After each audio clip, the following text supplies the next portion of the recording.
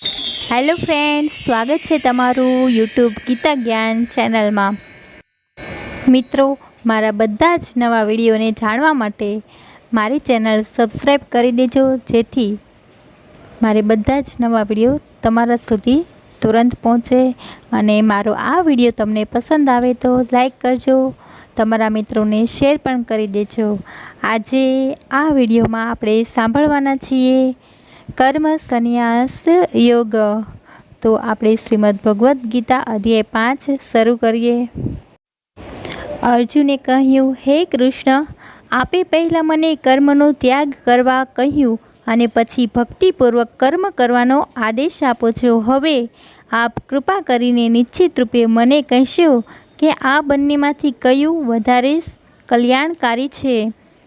પુરુષોત્તમ પરમેશ્વરે ઉત્તર આપતા કહ્યું, મુક્તિ માટે તો કર્મનો ત્યાગ અને ભક્તિયુક્ત કર્મ બંને ઉત્તમ છે, પરંતુ આ બંને પૈકી કર્મના પરિત્યાગ કરતાં ભક્તિયુક્ત કર્મ શ્રેષ્ઠ છે।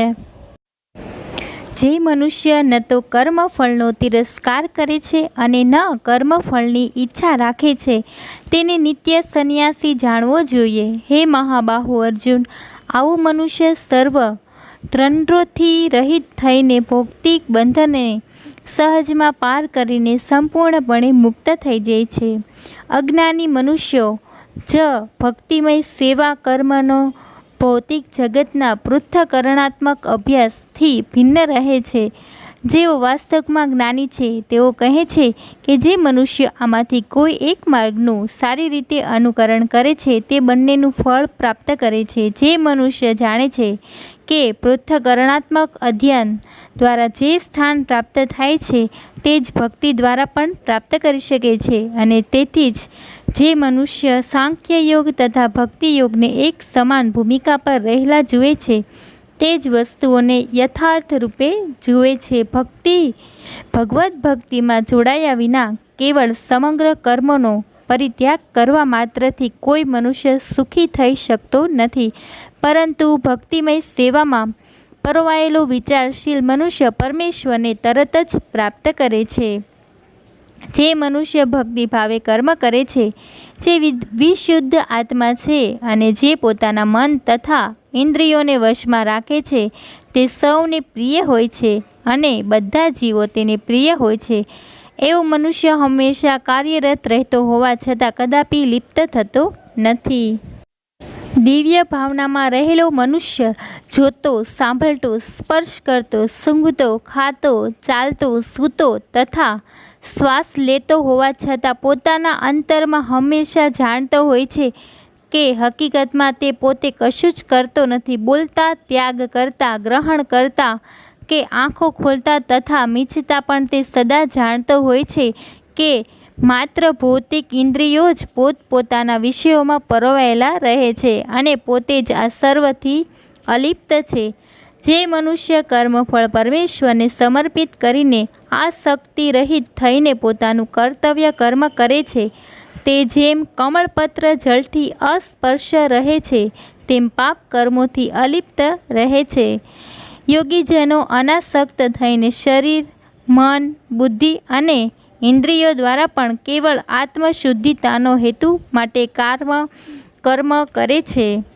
ભક્તિમાં સ્થિર થયેલો મનુષ્ય પરમ શાંતિ પામે છે, કારણ કે તે પોતાના સર્વ કર્મના ફળ અને મને અર્પિત કરે છે। પરંતુ જે મનુષ્ય ભગવાન સાથે સંલગ્ન હોતો નથી તથા જે પોતાના શ્રમના ફળનો લોભી છે, તે બદ્ધ થઈ જાય છે।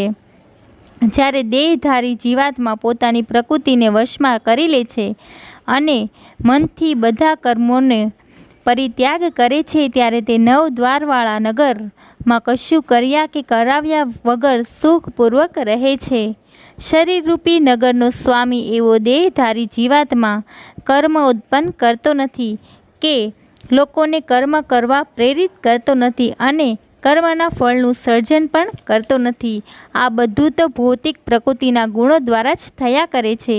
પરમેશ્વર કોઈના પાપ કે પુણ્ય ગ્રહણ કરતા નથી, પરંતુ દેહધારી જીવો અજ્ઞાનના કારણે મોહગ્રસ્ત થાય છે, જે તેમના વાસ્તવિક જ્ઞાનને ઢાંકી દે છે। પરંતુ જ્યારે કોઈ મનુષ્ય અવિદ્યાને નષ્ટ કરનારા જ્ઞાનથી પ્રબુદ્ધ થાય છે, ત્યારે જેવી રીતે દિવસે સૂર્ય દ્વારા બધું પ્રકાશિત થાય છે, તેવી રીતે તેના એ જ્ઞાનથી બધું જ પ્રગટ થઈ જાય છે. જ્યારે મનુષ્યની બુદ્ધિ, મન, શ્રદ્ધા તથા આશ્રય સર્વથા ભગવાનમાં સ્થિર થઈ જાય છે, ત્યારે તે પૂર્ણ જ્ઞાન દ્વારા સર્વ સંશયોથી વિશુદ્ધ થઈને સીધો મુક્તિ પંથે આગળ વધે છે. વિનમ્ર સાધુઓ તેમના યથાર્થ જ્ઞાનના પ્રતાપે વિદ્વાન તથા વિનયી બ્રાહ્મણને ગાય, હાથી, કૂતરા તેમજ ચંડાળને સમાન દ્રષ્ટિથી જુએ છે. જેમના મન એકત્વ તથા સમતામાં સ્થિત છે, તેમણે જન્મ તથા મૃત્યુના બંધનોને પહેલેથી જ જીતી લીધા હોય છે. તેઓ બ્રહ્મની જેમ સર્વથા નિર્દોષ હોય છે અને એ રીતે સદા બ્રહ્મમાં જ અવ્યવસ્થિત રહે છે. જે મનુષ્ય મનગમતી વસ્તુ પામીને હર્ષ પામતો નથી અને અણગમતી વસ્તુ મેળવીને ઉદ્વિગ્ન થતો નથી, જે સ્થિર બુદ્ધિ છે, જે મોહરહિત છે અને જે ભગવદ્ વિજ્ઞાનનો જાણકાર છે, તે પ્રથમથી જ બ્રહ્મમાં અવ્યવસ્થિત છે. આવો જીવન મુક્ત પુરુષ ભૌતિક ઇન્દ્રિય સુખ પ્રત્યે આકૃષ્ટ થતો નથી, પરંતુ હર હંમેશ સમાધિમાં નિમગ્ન રહીને પોતાની અંદર જ આનંદનો અનુભવ કરે છે. એ રીતે આત્મ સાક્ષાત્કાર પામેલો પુરુષ પરબ્રહ્મમાં એકાગ્ર હોવાને કારણે અનંત સુખ ભોગવે છે. બુદ્ધિશાળી મનુષ્ય ભૌતિક ઇન્દ્રિયોના સંસર્ગથી ઉત્પન્ન થનારા સુખોપભોગમાં રસ લેતો નથી, કારણ કે તે દુઃખના મૂળ કારણરૂપ બની રહે છે. હે કૌંતે, આવા સુખોને આદિ તથા અંત હોય છે, તેથી સુજ્ઞ મનુષ્ય જેમાં આનંદ લેતો નથી. જો વર્તમાન શરીરનો ત્યાગ કરતા પહેલાં કોઈ મનુષ્ય ભૌતિક ઇન્દ્રિયોના આવેગોને સહન કરી શકે તથા વાસના અને ક્રોધના વેગને રોકી શકે, તો તે યોગી છે અને તે આ જગતમાં સુખી હોય છે. જે મનુષ્ય અંતર થકી સુખી છે, સક્રિય છે તથા અંતરમાં આનંદ અનુભવનારો છે અને જેનું લક્ષણ અંતર્મુખી છે, તે જ વાસ્તવમાં પૂર્ણ યોગી છે. તે પરબ્રહ્મમાં મુક્તિ પામે છે અને અંતે બ્રહ્મને પામે છે.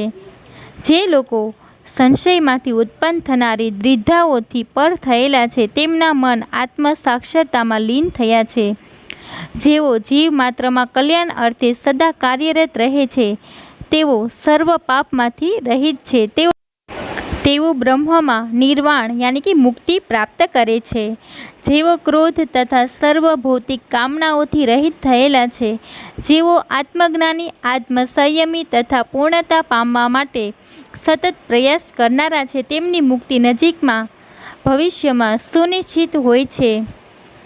સર્વ બ્રાહ્મ ઇન્દ્રિય વિષયોને બહાર કરીને દ્રષ્ટિને બે ભ્રમરોની વચ્ચે કેન્દ્રિત કરીને શ્વાસ તથા ઉચ્છ્વાસને નસકારોની અંદર રોકીને અને એ રીતે મન, બુદ્ધિ તથા ઇન્દ્રિયોને વશમાં રાખીને મોક્ષ પ્રતિ લક્ષ્ય રાખનાર યોગી ઈચ્છા, ભય તથા ક્રોધથી રહિત થઈ જાય છે. આવી અવસ્થામાં સતત રહેનારો યોગી નિસંદેહ મુક્ત હોય છે. મને સમસ્ત યજ્ઞો તથા તપસ્યાનો પરમ પોક્તા સમસ્ત ગ્રહો તથા દેવોને પરમેશ્વર તેમજ સમસ્ત જીવોને હિત કરતા શુભેચ્છક મિત્ર તરીકે જાણી મારી ભાવનામાં ઓતપ્રોત થયેલો મનુષ્ય સંસારના દુઃખોમાંથી શાંતિ પામે છે. આ પ્રમાણે શ્રીમદ્ ભગવદ્ ગીતા અધ્યાય 5 કર્મયોગ સમાપ્ત યાની કે પૂર્ણ થાય છે. તો આ હતી શ્રીમદ્ ભગવદ્ ગીતા અધ્યાય 5 કર્મયોગ.